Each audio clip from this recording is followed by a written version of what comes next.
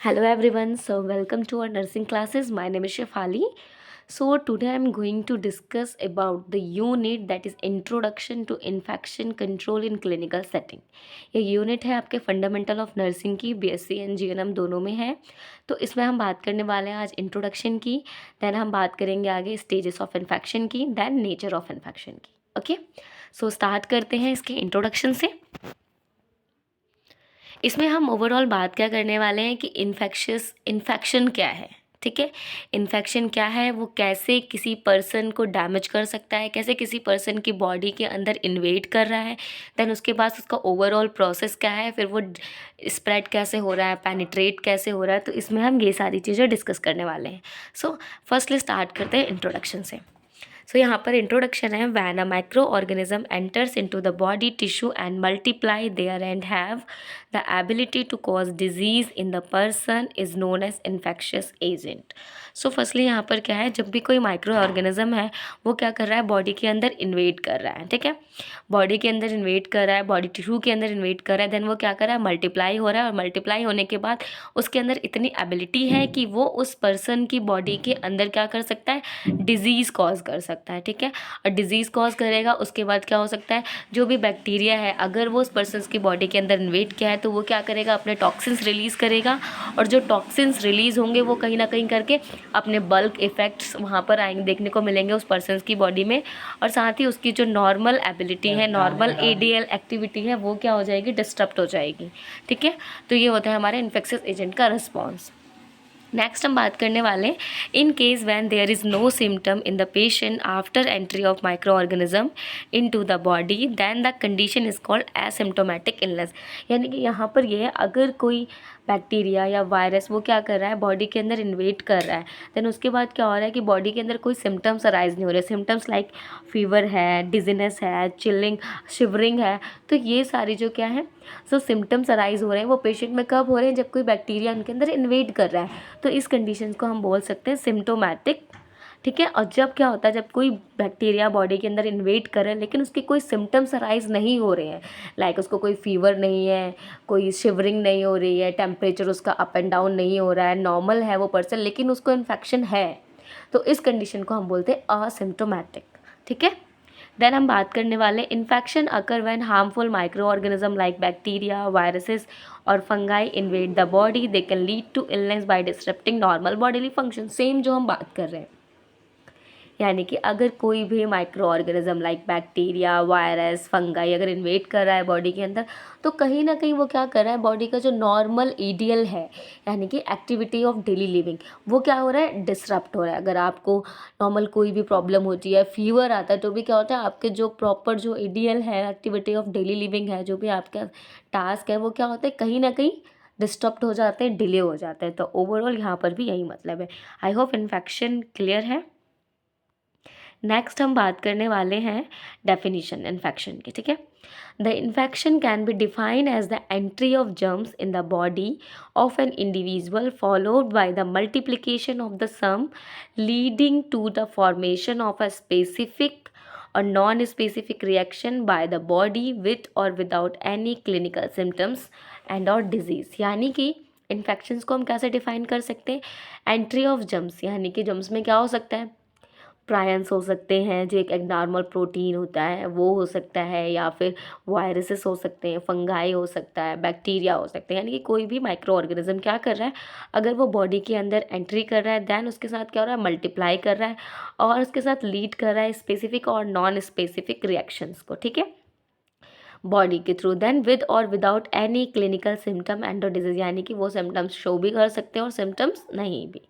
Clear, this is all about the definition of infection. The next and important हम बात करने वाले stages of infection. यहाँ पर हम कुछ स्टेजेस की बात करेंगे कि कोई बैक्टीरिया है वो बॉडी के अंदर कैसे इन्वेड कर रहा है, कैसे मल्टीप्लाई हो रहा है और कैसे वो डैमेज कॉज कर रहा है.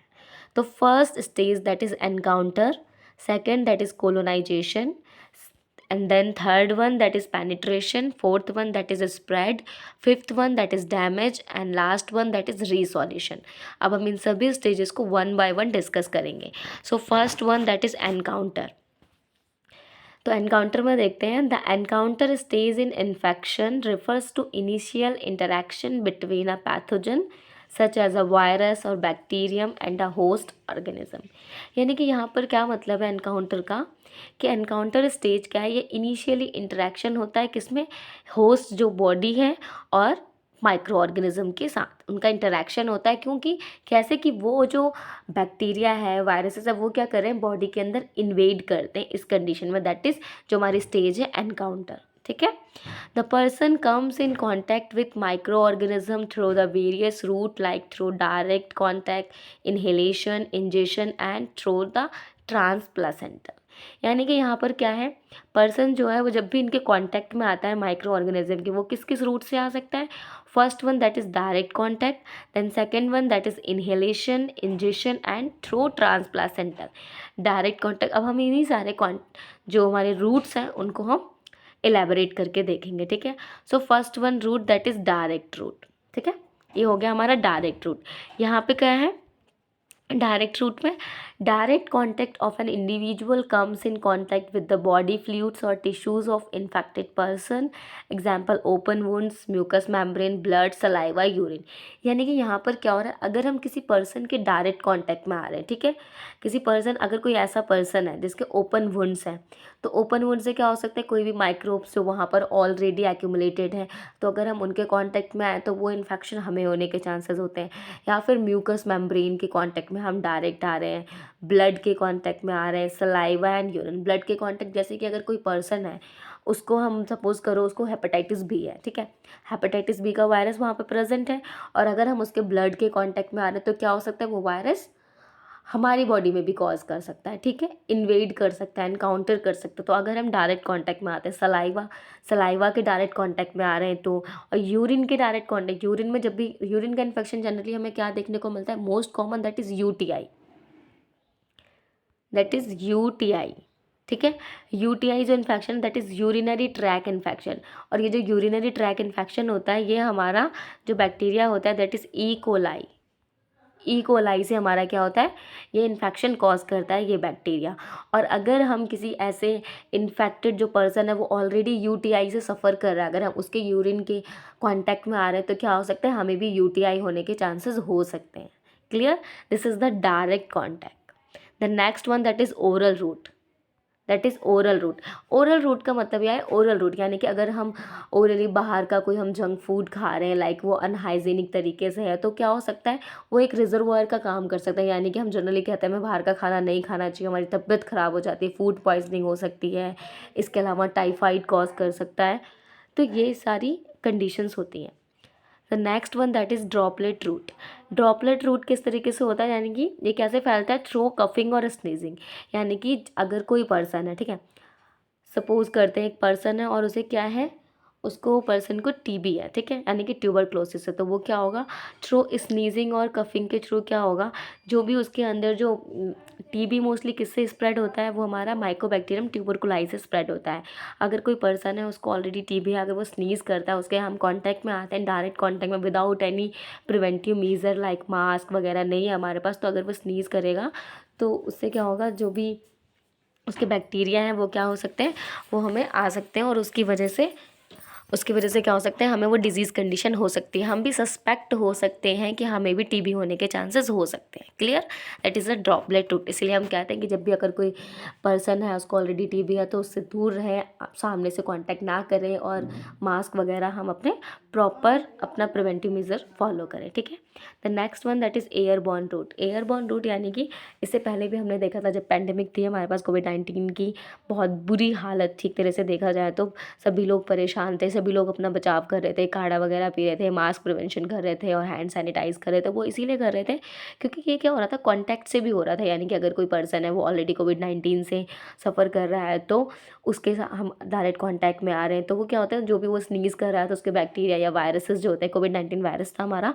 तो उस वायरसेस अगर वो हमारी एयर में उसने स्नीज़ किया तो वो क्या होगा, वो वायरस एयर में आया, और एयर की वजह से फिर अगर हम वहाँ पर है तो वो हमारे थ्रू इन्हेलेशन के थ्रू क्या हो सकता है, हमें वो वायरस हो सकता है, हमें कोविड-19 हो सकता है। ठीक है, इसीलिए हम लोग क्या कर रहे थे, सभी लोग अपने घर पर थे, तो यहाँ पर एयरबॉर्न रूट का मतलब है the microorganism enter into the person through the dust particle that which float in the air, यानी कि एयरबॉर्न रूट से भी क्या होता है, कुछ माइक्रो ऑर्गेनिज्म होते हैं जो एयर में प्रेजेंट होते हैं और वो फ्लोट कर रहे होते हैं डस्ट पार्टिकल के रूप में, हमारे अंदर भी इनहेल हो सकते हैं। The last one that is indirect route. Indirect route में क्या है, the microorganism enter in the patient body through an object which is the infected like medical equipment or instrument contaminated with a microorganism, यानी कि जब भी कोई medical procedure हो रहा है, अगर सपोज करिए कोई वजाइनल एग्जामिनेशन हो रहा है या अदर कोई एंडोस्कोपीज़ वगैरह हो रही है, तो जो हम इंस्ट्रूमेंट का यूज़ कर रहे हैं तो वो इंस्ट्रूमेंट ही हमारा क्या है, इन्फेक्टेड है, प्रॉपर स्टरलाइज नहीं है, तो क्या हो सकता है उस इंस्ट्रूमेंट के थ्रू भी हमें इन्फेक्शन कॉज कर सकता है। तो ये हमारा इनडायरेक्ट रूट में आ रहा है। The next one that is vector borne route, that is infection which are cause by the animal और इंसेक्ट्स की वजह से जो भी हम इन्फेक्शन कॉज हो जाते हैं तो उनको हम रखते हैं किसके अंदर, वेक्टर बॉर्न रूट के अंदर। द नेक्स्ट हम बात करने वाले हैं, यहाँ तक हमने बात करी एनकाउंटर, कि कोई भी माइक्रो ऑर्गेनिज्म है, पैथोजन है, वो क्या कर रहा है, हमारी बॉडी के अंदर इन्वेड कर रहा है। इस कंडीशन को हम, इस स्टेज को हम एनकाउंटर बोलते हैं। क्लियर? वो किस किस रूट से हमारे पास आ सकता है, indirect route, airborne route, then oral route, droplet route और direct route. Clear? That is the first stage of infection, that is encounter. ठीक है? So next हम बात करने वाले स्टेज colonization. Colonization में क्या है, when the microorganism enters into the human body, it start multiplying over there. For the growth of the microorganism, it require favorable condition like temperature, pH and nutrition. तो यहाँ पे मैंने pH लिखी हुई है, जो नॉर्मल पीएच होती है वो क्या होती है, 7.35 टू 7.45। क्लियर? तो कोलोनाइजेशन का मतलब क्या है, अब हमें क्या हुआ, बॉडी के अंदर बैक्टीरिया इन्वेट कर चुका है, इट्स मीन एनकाउंटर हो चुका है। अब अगर बैक्टीरिया हमारी बॉडी के अंदर आ गया, अब उसको उसका फेवरेबल इन्वायरमेंट मिल रहा है, लाइक पीएच उसको अच्छी मिल रही है, न्यूट्रिशन अच्छा और टेम्परेचर अच्छा है, तो क्या होगा, वो जो बैक्टीरिया है वो अपनी कॉलोनीज़ बनाएगा और मल्टीप्लाई होगा। देन उसी के बाद वो एबल होगा कि वो डिजीज़ कॉज कर सके। क्लियर? यानी कि अब क्या कर रहा है, एनकाउंटर होने के बाद वो क्या कर रहा है, अपनी कॉलोनीज़ बना रहा है। ठीक है? So next one that is penetration. अब क्या हुआ, बैक्टीरिया ने एनकाउंटर कर लिया, कॉलोनीज़ बना ली, अब वो क्या कर रहा है, पेनिट्रेट करने की कोशिश कर रहा है। ठीक है? तो पेनिट्रेट में है, penetration into the human tissue, the micro organism must cross the surface barrier. यानी कि अब क्या हुआ, बैक्टीरिया ने क्या किया, एंटर कर लिया, उसने अपनी कॉलोनीज़ बना ली, अब क्या कर रहा है, वो पेनिट्रेट करने की कोशिश करे, यानी कि उसको न्यूट्रिशन, पीएच, इन्वायरमेंट सब चीज़ें अच्छी मिल गई। अब क्या करेगा, वो पेनिट्रेट, यानी कि हमारी बॉडी के अंदर वो पेनिट्रेट करेगा टिश्यू को, एक तरह से ना भेदना, दैट इज़ पेनिट्रेट का हिंदी मीनिंग होता है भेदना। तो वो क्रॉस करेगा जो भी बैरियर है, उसने क्या किया, अपनी कॉलोनीज़ बना ली। अब जो उसका बैरियर है, हमारे फर्स्ट लाइन बैरियर आपने देखा होता, फर्स्ट लाइन बैरियर जो होते हैं हमारे, स्किन है, म्यूकस मेम्ब्रेन है, ओरल कैविटी में हमारा सलाइवा होता है, उसमें भी लाइसोजाइम्स एंजाइम्स होते हैं, वो क्या करते हैं, एक बैरियर का काम करते हैं। तो जब कोई माइक्रो ऑर्गेनिज्म है वो हमारे सरफेस पे है, अब उसने एनकाउंटर किया, अब वो क्या कर रहा है, उसने कॉलोनीज़ बना लिया, अब क्या करेगा, वो पेनिट्रेट करने की कोशिश करेगा। तो इस कंडीशन को हम बोलते हैं penetration. So next one condition that is spread. अब वो क्या हुआ, उसने पेनिट्रेट कर लिया, यानी कि अगर वो हमारी स्किन पे है, ठीक है, सपोज करिए स्किन पे हमारे कोई वुंड हुआ, ठीक है, वहाँ पर क्या हुआ, माइक्रो ऑर्गेनिज्म आ गया। अब वो माइक्रो ऑर्गेनिज्म क्या करे, अपनी प्रॉपर कॉलोनीज़ बना ली, क्योंकि उन्हें क्या मिला, एक ऐसा न्यूट्रिशन मिल गया। कोलोनाइजेशंस में क्या हुआ, उन्हें पीएच, टेम्परेचर और न्यूट्रिशन अच्छा मिल गया। अब वो क्या करेंगे, उस प्रॉपर जगह से क्या करेंगे, पेनिट्रेट करने की कोशिश करेंगे। अब हम क्या करेंगे, वो सरफेस से क्या करेंगे, हमारी बॉडी के अंदर अंदर वाली लेयर्स में क्या करें, वो पेनिट्रेट कर रहे हैं। ठीक है? पेनिट्रेट करने के बाद क्या होगा, वो जो माइक्रो ऑर्गेनिज्म है, पैथोजन से, वो स्प्रेड होने की कोशिश करेंगे। ठीक है? तो द इन्वेडिंग माइक्रो ऑर्गेनिज्म में स्प्रेड बाय वन और मोर रूट्स। उसके बाद क्या हुआ, जो माइक्रो ऑर्गेनिज्म है वो क्या कर रहे हैं, सपोज करिए यहाँ पर ये किसी पर्सन का लिम्ब है, ठीक है, अपर एक्सट्रीमिटीज़ है, अपर एक्सट्रीमिटीज़ में यहाँ पे हल्का सा वुंड था। ठीक है? अब यहाँ पर माइक्रो ऑर्गेनिज्म थे, अब इन्होंने एनकाउंटर तो कर लिया। ठीक है? एनकाउंटर करने के बाद अब इन माइक्रो ऑर्गेनिज्म में क्या की, अपनी कॉलोनीज़ बनाना प्रिपेयर कर दिया। अब कॉलोनीज़ बन गई, तो अब ये क्या करेंगे, इस वुंड के अंदर ही पेनिट्रेट करना स्टार्ट कर देंगे। ठीक है? अब उन्होंने पेनिट्रेट कर लिया, अब वो क्या होंगे, स्प्रेड होंगे। इस कंडीशन में वो इधर इधर, उन्हें जहाँ लगेगा कि जहाँ हमारे लिए फेवरेबल कंडीशन है, वो क्या करें, अपनी बॉडी के अंदर, हमारी बॉडी के अंदर पेनिट्रेट करना। पेनिट्रेट करने के बाद स्प्रेड होना स्टार्ट हो जाते हैं। क्लियर? अब स्प्रेड होने तो they can cause sublethal damage, यानी कि वो क्या कर सकते हैं, irreversible damage which leads to death, cell death. यानी कि वो क्या कर सकते हैं, अपनी स्प्रेड होने का मतलब है अगर कोई भी माइक्रोब्स क्या कर रहा है, जैसे कि हम टीबी का बात करते हैं, ठीक है। टीबी का जो बैक्टीरिया होता है दैट इज़ माइकोबैक्टीरियम ट्यूबरकुलाई। अब ये क्या कर रहा है, अगर ये बॉडी के अंदर इन्वेट कर रहा है तो जनरली हमें क्या होता है, लंग्स में भी टीबी देखने को मिल जाती है। इसके अलावा स्पाइनल में टीबी देखने को मिल जाती है, और इलियोसिकल जंक्शन में भी हमें टीबी देखने को मिलती है। और फीमेल्स में मोस्ट कॉमन हमें कहाँ, फैलोपियन ट्यूब्स में भी हमें क्या देखने को मिल जाती है, टीबी देखने को मिल जाती है। यानी कि टीबी का जो बैक्टीरिया है वो क्या कर रहा है, कहाँ कहाँ जा रहा है, वो हमारे इलियोसिकल जंक्शन में भी कॉज कर रहा है टीबी, लंग्स में भी कॉज कर सकता है, और फैलोपियन ट्यूब या फिर अदर और भी ऐसी सिलेक्टेड जगह हैं जहाँ पर वो माइकोबैक्टीरियम क्या होता है, अपनी स्प्रेड होना स्टार्ट हो जाता है, ठीक है। तो इस तरह से हम कह सकते हैं कि जो भी माइक्रो ऑर्गेनिज्म है वो अपने अकॉर्डिंग स्प्रेड हो सकता है, ठीक है। और वो क्या कर सकता है, सब लीथल डैमेज कॉज कर सकता है। अगर लंग्स में है तो पर्सन को अगर ज़्यादा दिक्कत हो तो कई बार क्या होता है, टीबी से डेथ भी हो जाती है, ठीक है। टीबी और सीवियर हो जाती है, फिर उसकी जो हमारे पास जो उसकी मेडिकेशंस चलती हैं, first line agent like streptomycin वगैरह, इथाम्ब्यूटोल वगैरह, ये सारी मेडिकेशंस भी टीबी वाले पेशेंट्स को चलती हैं। इसमें क्या हुआ, स्प्रेड हो गया। अब हम बात करें डैमेज। अब क्या हुआ, जो भी टीबी, सपोज अब हम टीबी को ही लेके चल रहे हैं, ठीक है। जो माइकोबैक्टीरियम ट्यूबरकुलाई है, अब ये क्या कर रहा है, पर्सन के अंदर इसने इन्वेट कर लिया, स्प्रेड हो गया। इसको अगर उसे लंग्स की टीबी कॉज करनी तो वो माइकोबैक्टीरियम क्या हुआ, वो लंग्स के अंदर गया। अब वो वहाँ पर जाने के बाद क्या करेगा, वो अपने इफेक्ट्स, यानी कि यहाँ पे हमारा लिखा हुआ है मैकेनिज्म ऑफ डैमेज में, वो बल्क इफेक्ट शो कर रहा है, ठीक है। ये देखो यहाँ पर बल्क इफेक्ट, यानी कि अब वो पर्सन के अंदर जैसे ही माइकोबैक्टीरियम ट्यूबरकुलाई, पर्सन को क्या होने लगता है, बहुत ज़्यादा कफ होने लगेगा पर्सन को, धीरे धीरे उसको स्पुटम जो होता है उसमें उसको कफ भी देखने को मिल जाता है, फीवर देखने को मिलेगा, और चिल्स भी देखने को मिल जाते हैं। यानी कि जो बैक्टीरिया है वो क्या कर रहा है, अपने टॉक्सिन्स रिलीज़ कर रहा है पेशेंट की बॉडी के अंदर। देन पेशेंट के जो भी फंक्शंस है, नॉर्मल फंक्शंस, वो सारे क्या हो सकते हैं, अल्टर्ड हो सकते हैं। वो सारे क्या हो सकते हैं, अल्टर्ड। टीबी वाला पेशेंट जो होता है वो बहुत, उसको इतनी ज़्यादा खांसी होती है कि वो बेचारा रेस्टलेसनेस हो जाता है, फीवर रहेगा उसको, और वो कहीं कहीं ना कहीं उसकी बॉडी इतनी कमज़ोर हो जाती है, और फिर उसको बहुत हैवी मेडिकेशंस भी चलती हैं। Clear, sorry. नेक्स्ट हम लास्ट बात करने वाले हैं resolution. The resolution of damage often involves various process like tissue repair, ठीक है। Sorry class. तो यहाँ पर हम क्या बात कर रहे हैं, रीसॉल्यूशन, यानी कि ओवरऑल क्या हो रहा है, जो भी हमारा बैक्टीरिया है उसने क्या किया, सारी स्टेजेस पे लाकर लास्ट स्टेज क्या है, रीसॉल्यूशन। अगर किसी को कोई इन्फेक्शन हो रहा है तो उसका रीसॉल्यूशन, अगर हमें इनिशियल स्टेज पे पता चल जाता है तो हम क्या करते हैं, टीबी के मेडिकेशन स्टार्ट कर देते हैं। जैसे कि अगर किसी को खांसी हो रही है तो हम क्या बोलते हैं, अगर 2 हफ्ते से ज़्यादा खांसी है तो आप जाके अपना स्पूटम टेस्ट कराइए। अगर किसी पेशेंट को 2 हफ्ते से ज़्यादा खांसी है तो उसने क्या किया, अपना स्पूटम का टेस्ट कराया, ठीक है। स्पूटम का टेस्ट कराया, अगर उसमें पॉजिटिव आया, उसको माइकोबैक्टीरियम ट्यूबरकुलोसिस मिल गया, तो इसमें क्या है, पेशेंट को टीबी सस्पेक्टेड है, उससे टीबी है।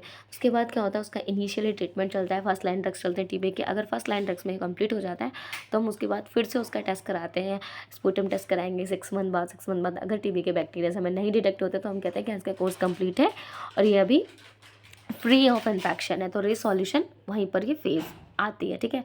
The resolution of damage often involves various process like tissue repair, यानी कि जो भी बैक्टीरिया उसने क्या किया, टिश्यू के अंदर इन्वेट किया, डैमेज किया, अब क्या हो रहा है, उसकी रिपेयर की प्रोसेस है, ठीक है।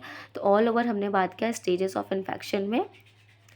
इसमें हमारा फर्स्ट था एनकाउंटर, देन सेकंड था हमारा कॉलोनीज। एनकाउंटर में क्या था, जो भी बैक्टीरिया था वो क्या कर रहा था, बॉडी के अंदर एनकाउंटर कर रहा था, वो थ्रू द वेरियस रूट, यानी कि वो डायरेक्ट रूट से भी कर सकता है, through the blood, then wound open wound से हो सकता है, देन सलाइवा, इन सभी से क्या हो रहा है, अगर हम डायरेक्ट कॉन्टैक्ट में आते हैं तो बैक्टीरिया क्या होता है, बैक्टीरिया बॉडी के अंदर इन्वेट करता है, दैट इज़ एनकाउंटर, ठीक है। देन नेक्स्ट हमने बात करी कोलोनाइजेशन की, यानी कि जो भी बैक्टीरिया है वो क्या कर रहा है, उसको अपने अकॉर्डिंग इन्वायरमेंट मिल रहा है, पीएच मिल रहा है, न्यूट्रिशन मिल रहा है, तो क्या कर रहा है, वो जो बैक्टीरिया है वो ग्रो कर रहा है, अपनी कॉलोनीज़ बना रहा है। देन उसके बाद क्या कर रहा है, कॉलोनीज़ बनाने के बाद वो क्या कर रहा है, पेनिट्रेट करने की कोशिश कर रहा है, ठीक है।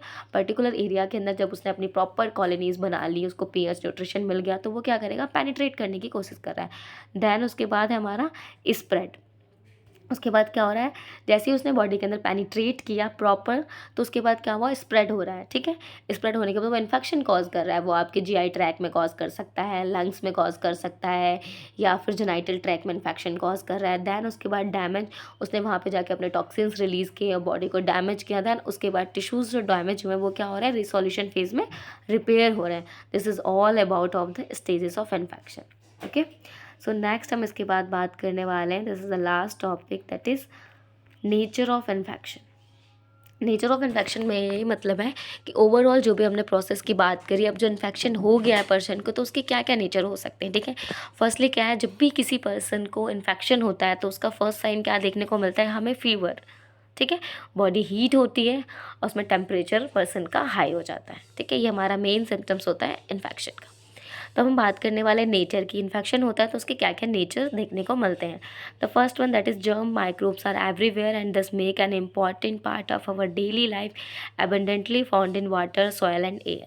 यानी कि जर्म्स और माइक्रोब्स क्या है, वो हमारे हर जगह प्रेजेंट रहते हैं। कुछ ऐसे बैक्टीरियाज होते हैं जो क्या होते हैं, हेल्पफुल होते हैं हमारी बॉडी के लिए, हमारे डेली लाइफ के लिए। लाइक जैसे आप देख सकते हैं लैक्टोबैसिलस होता है, वो भी हमारे लिए इंपॉर्टेंट होता है काफ़ी। और कुछ ऐसे बैक्टीरिया होते हैं जो हमारे इंटेस्टाइन में ऑलरेडी प्रेजेंट होते हैं, जो कि यूज़फुल होते हैं।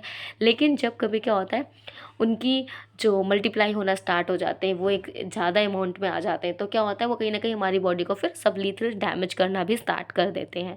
जैसे कि हमारे वजाइना में भी हमारे क्या होता है, कुछ बैक्टीरिया पाए जाते हैं, लाइक डोट्रिलिन बैक्टीरिया होता है, लैक्टोबैसिलाई होते हैं। ये क्या करते हैं, हमारे वजाइनल पेज को जो क्या करते हैं, नॉर्मल बना के रखते हैं, ठीक है, उसको मेंटेन करके रखते हैं। तो कुछ ऐसे बैक्टीरिया भी होते हैं जो यूज़फुल होते हैं, ठीक है। कुछ ऐसे बैक्टीरिया होते हैं जो हार्मफुल होते हैं, लाइक हमारी जो सॉइल में है उसमें हमारा क्या, टिटनेस का बैक्टीरिया पाया जाता है, लाइक दैट इज़ क्लॉस्ट्रीडियम टिटैनी, जो हमारा क्या करता है, टिटेनस को कॉज करता है, जो कि बहुत ही हार्मफुल डिजीज़ कंडीशन है। इसमें क्या होता है, जो भी मसल्स हैं वो स्टिफ हो जाती हैं, बहुत बहुत ही सीवियर कंडीशन देखने को मिलती है हमें, किसमें, टिटेनस में।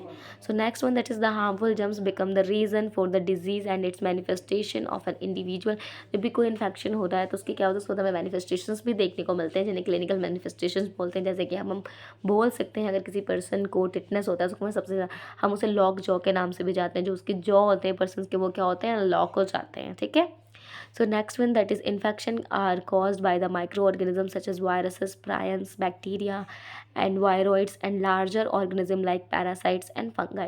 यानी कि इन्फेक्ट जो कॉज करते हैं वो कौन कौन से एजेंट हो सकते हैं, हमारे माइक्रो ऑर्गेनिज्म हो सकते हैं, वायरसेस हो सकते हैं। माइक्रो ऑर्गेनिज्म में क्या क्या हो सकते हैं, वायरसेस हो सकते हैं, प्रायंस हो सकते हैं, बैक्टीरिया एंड वायरोइड्स। क्या होते हैं, वायरोइड्स मेनली क्या होता है, जो हमारे वायरसेस होते हैं उन्हीं की तरह होते हैं, लेकिन इनमें एक डिफरेंस होता है कि वायरस में क्या होता है, जो हमारे वायरस होते हैं, वायरस में क्या होता है, एक कवरिंग पाई जाती है हमारे पास, किस चीज़ की, प्रोटीन की कवरिंग पाई जाती है वायरस में। लेकिन जो हमारे वायरोइड्स होते हैं, लेकिन जो हमारे ये वायरोइड्स होते हैं, इनमें क्या होता है, कोई कवरिंग नहीं पाई जाती है, ठीक है। कोई भी हमारे वायरोइड्स के अंदर क्या होता है, कोई कवरिंग नहीं पाई जाती है। तो जिसकी वजह से क्या होता है, कोई अगर कवरिंग नहीं होगी तो इन्हें हम क्या बोलते हैं, वायराइड्स बोलते हैं। और जिनके अंदर कवरिंग प्रेजेंट होती है उन्हें हम क्या बोलते हैं, वायरसेस। क्लियर। तो अब हम बात करते हैं colonization is the colonization is the presence and growth of microorganism within the host but without tissue damage। colonization का मतलब क्या है कि ये होती तो होस्ट के अंदर है, क्योंकि जैसे ही बैक्टीरिया क्या कर रहा है, इन्वेट कर रहा है पर्सन के अंदर, देन उसके बाद कॉलोनीज बन रही हैं। कॉलोनीज कौन बना रहा है, माइक्रोब्स और पैथोजेंस, जो भी बैक्टीरिया वायरसेस है। तो ये क्या करते हैं, जब ये अपनी कॉलोनीज बनाते हैं तो उस टाइम ये पेनिट्रेट तो करते नहीं, तो उस टाइम क्या हो सकता है, वो क्या कर सकते हैं, हमारी टिश्यूज़ को डैमेज नहीं करते हैं। लिखा हुआ ना यहाँ पे, विदाउट टिश्यू डैमेज। यानी कि उस टाइम क्या करते हैं कि सिर्फ अपनी कॉलोनीज़ बनाते हैं। ये एबल होते हैं कि हम उस पर्सन्स की बॉडी के अंदर क्या कर सकें, इन्फेक्शंस को कॉज कर सकें, कोई डिजीज़ कॉज कर सकें। वो कब कॉज करेंगे, जब वो अपनी कॉलोनीज़ बना लेंगे। क्लियर। क्योंकि हमारी बॉडी के अंदर अपना भी एक specific or non specific immune system होता है, ठीक है। तो वो क्या करता है, उनसे फाइट करता है। तो उनसे फाइट करने के लिए इनके पास भी क्या सफिशिएंट अमाउंट होना चाहिए, जो भी बैक्टीरिया है। क्योंकि अगर सिंगल बैक्टीरिया तो उसे हमारी जो भी हमारी बॉडी का इम्यून सिस्टम है वो किल कर सकते हैं। इसलिए वो अपनी प्रॉपर कॉलोनीज़ बनाते हैं प्रॉपर तरीके से, ताकि वो सफिशिएंट हो सके कोई भी डिजीज़ कॉज करने के लिए। Clear. Next one that is disease or infection result only in the pathogen grow and multiply after normal tissue function. यानी कि डिजीज़ कैसे कॉज कर सकते हैं, जब भी कोई इन्फेक्शन है वो क्या हो सके, वो मल्टीप्लाई हो और वो नॉर्मल बॉडी टिश्यू फंक्शन को क्या कर सके, डिसरप्ट कर सके, कहीं ना कहीं उनके फंक्शन को डिसरप्ट कर सके, उनको डिस्टर्ब कर सके जो नॉर्मल बॉडी टिश्यू फंक्शन है। The next the last one that is an infectious agent transmitted directly from one person to another is consider as contagious or communicable disease. यहाँ पर एक वर्ड यूज़ किया गया है that is communicable disease. Communicable disease का मतलब है कि कोई भी ऐसी डिजीज़ जो कॉन्टैक्ट से फैलती है उसे हम क्या बोलते हैं, कंटाजियस डिजीज़ बोलते हैं। कम्युनिकेबल डिजीज़ में आपका HIV आ सकता है, जो कि क्या होता है, सेक्सुअल कांटेक्ट से फैलता है, ब्लड से भी स्प्रेड हो जाता है। मीज़ल्स है, डायरिया है, कॉलरा है, ये सारी डिजीज़ क्या हो सकती है, हमारी कम्युनिकेबल डिजीज़ है और ये क्या होती है, कांटेक्ट से भी फैलती हैं। क्लियर। उसके अलावा हमारी नॉन कम्युनिकेबल डिजीज़ आती हैं। नॉन कम्युनिकेबल में हमारी कैंसर हो गया, कार्डियोवैस्कुलर डिजीज़ है, ठीक है, ये सारी डिजीज़ हमारी क्या होती है, नॉन कम्युनिकेबल डिजीज़ के अंदर आती हैं। सो आज हमने डिस्कस किया है इन्फेक्शन का इंट्रोडक्शन, दैन डेफिनीशन, उसके बाद हमने बात किया इंट्रोडक्शन, ठीक है, दैन हमने बात किया डेफिनीशन, दैन हमने बात करी स्टेजेस ऑफ इन्फेक्शन, जो कि हमने सब बहुत, चुकी इस पूरे टॉपिक में जो इम्पॉर्टेंट पोर्शन है that is stages of infection, encounter, colonisation, penetration, spread, damage and resolution. These are the important things. Okay, so अगर आपका वीडियो पसंद आई है तो please like, share and subscribe करें। दैन अगर किसी को नोट्स चाहिए तो वो यहाँ से स्क्रीनशॉट भी ले सकता है वीडियो को बीच बीच में रोक कर। Okay, so thank you everyone.